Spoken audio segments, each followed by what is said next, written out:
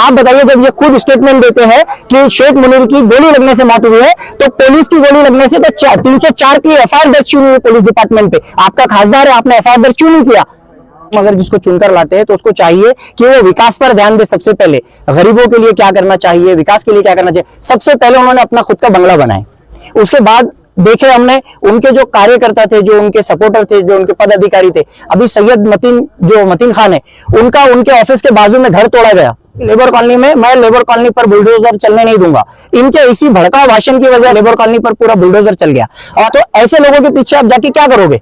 आप मुझे बताइए कि एमआईएम ने, खासदार ने हमारे लिए क्या किए? आज जब किराड़पुरे का मामला आ गया, आप मुझे बताओ, किराड़पुरा मामले में इनके जो पदाधिकारी है, पहले तो इम्तियाज जलील साहब ने कहा कि जो जैसा करेगा वैसा भरेगा, ये कहा। तीसरी बात, जब ये वहां पे गए, जब दंगल हुआ, दंगल में गए, तो इन्होंने जो मुस्लिम का मामला था, मुस्लिम वर्सेस मुस्लिम था, यहाँ पे क्या किए इन्होंने? पुलिस वर्सेस मुस्लिम का मामला था, इसको एक दंगल और राम मंदिर दंगल का नाम देने वाले इम्तियाज जलील साहब। क्या कहना चाहेंगे? आज बीजेपी ने आपके ऊपर एक बहुत बड़ी जिम्मेदारी दी। जी देखिए, बहुत लोग मुझसे पूछ रहे थे कि वसीम भाई, आप anti corruption crime control committee से आप डायरेक्ट आपने जो है तो भारतीय जनता पार्टी में प्रवेश किया, ऐसा क्यों हुआ? पहले आप एमआईएम के सपोर्टर हुआ करते थे, एमआईएम को सपोर्ट किया करते थे, फिर अचानक से आप ये पार्टी को छोड़कर आप भारतीय जनता पार्टी आपने क्यों ज्वाइन कर लिया? तो मैं सभी लोगों को बताना चाहूंगा कि एमआईएम पार्टी जो है, एमआईएम पार्टी ने हमारे लिए क्या किया है।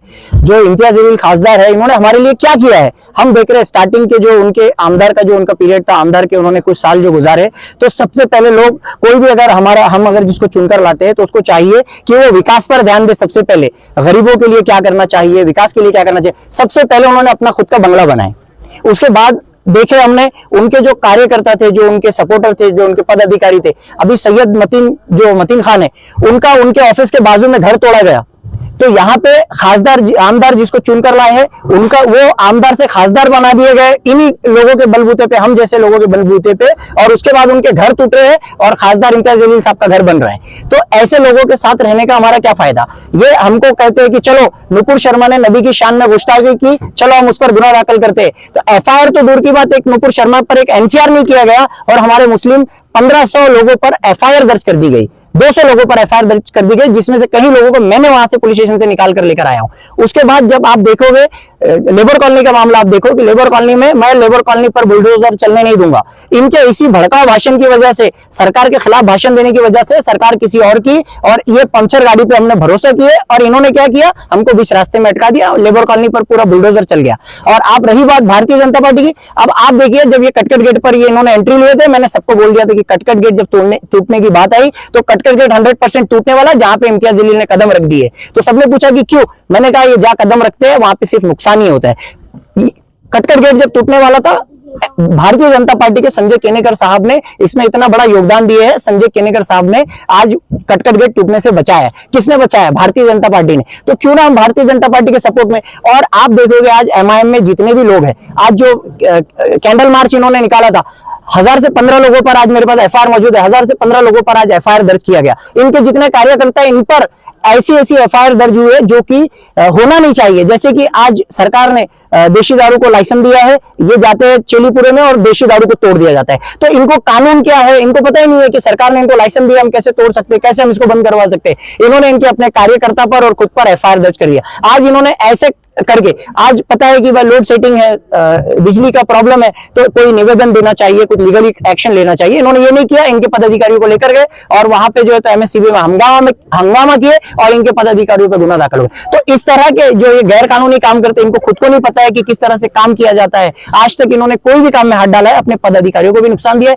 आज जब भी इलेक्शन का टाइम आता है, आप देखिए इनके पदाधिकारियों के जो है तो तड़ीपार निकल जाते हैं, इनके तड़ीपार के ऑर्डर्स निकल जाते हैं। ये क्या आपका साथ देंगे बताओ? कहीं पे आज आप हमारे पास आते हैं तो आज हम किसी से भी भिड़ जाते हैं। आज आप देखोगे कि मैं एक वाहिद शख्स हूं जो मैंने आईपीएस, आईएएस, कलेक्टर सबके ऊपर मैंने कार्रवाई किया हो, मैंने आईजी पे कार्रवाई किया हो, मैंने Nikhil Gupta commissioner of police के ऊपर मैंने कार्रवाई किया हो। क्यों किया हो? कि लोगों के लिए मैं काम करता हूं और मेरा जो बैकग्राउंड है वो क्रिमिनल बैकग्राउंड नहीं है, इसीलिए। लेकिन जब हम एमआईएम के पीछे जाते हैं, एमआईएम के सारे कार्यकर्ता जो है इनका क्रिमिनल बैकग्राउंड बन चुका है। आज इनके ऊपर ये खुद के ऊपर एक एनसी लेना नहीं चाहते, क्योंकि इनको पता है इलेक्शन के टाइम पे हमको तड़ीपार कर दिया जाएगा। तो ऐसे लोगों के पीछे आप जाके क्या करोगे?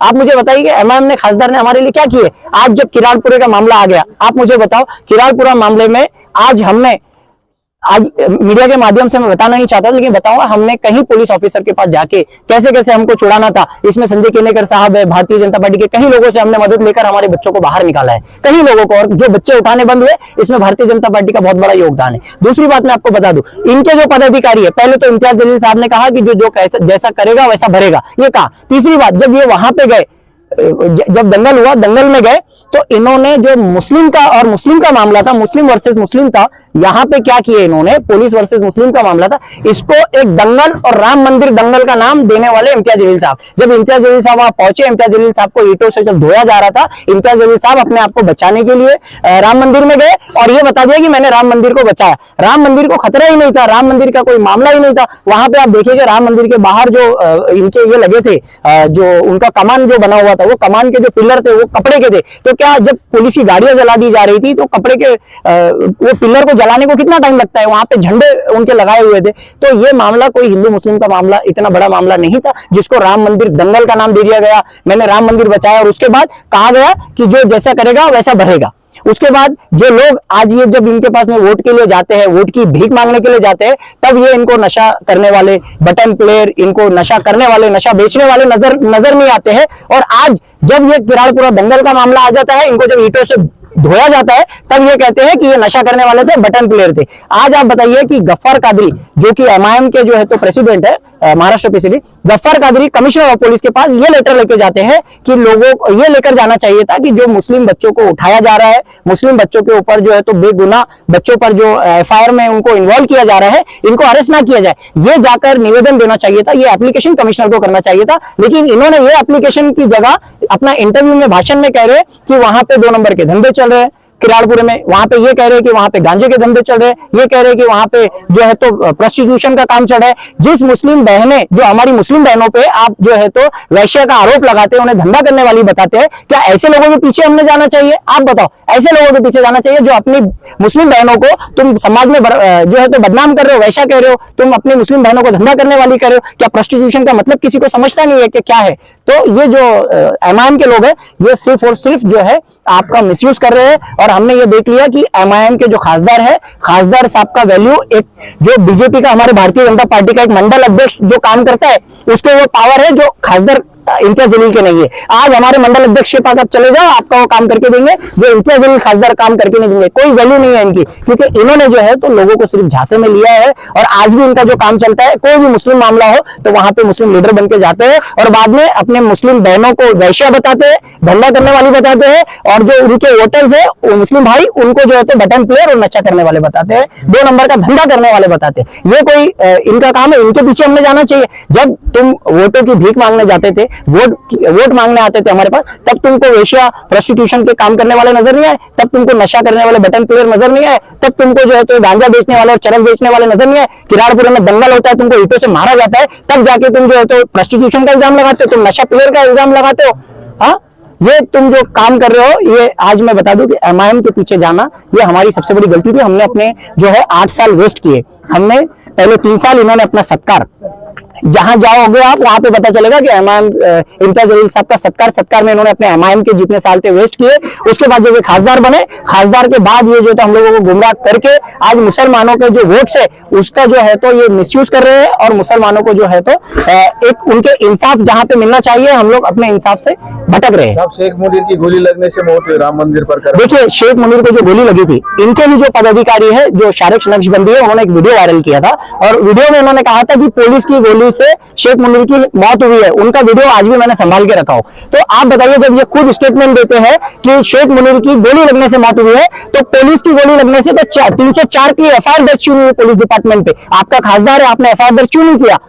जब आप स्टेटमेंट दे रहे हो कि पुलिस की गोली लगी है, तो 304 की एफआईआर पुलिस के ऊपर क्यों नहीं की गई? तो क्या हम ऐसे लोगों के पीछे जाए? अबू आसिम साहब ने पुलिस महासंचालक से मुलाकात करके पुलिस के ऊपर गुना दाखिल जांच करने की उनको निवेदन दिया। इस पे क्या बोलना है? बिल्कुल देना चाहिए, और उसमें 304 की एफआईआर दर्ज भी होना चाहिए, कानूनी कार्रवाई होना चाहिए 304 की। क्योंकि अगर पुलिस ये कहती है कि ये हादसे में मौत हो गई तो 304 होना चाहिए, और अगर पुलिस ने जानबूझ के मारी है तो 302 होना चाहिए। और अगर ये गोली पुलिस की नहीं है, ऐसा अगर पुलिस का कहना है, तो शारिक नक्शबंदी का वीडियो ले लो, वीडियो से उन्होंने साफ कहा है कि पुलिस की गोली से लगा है।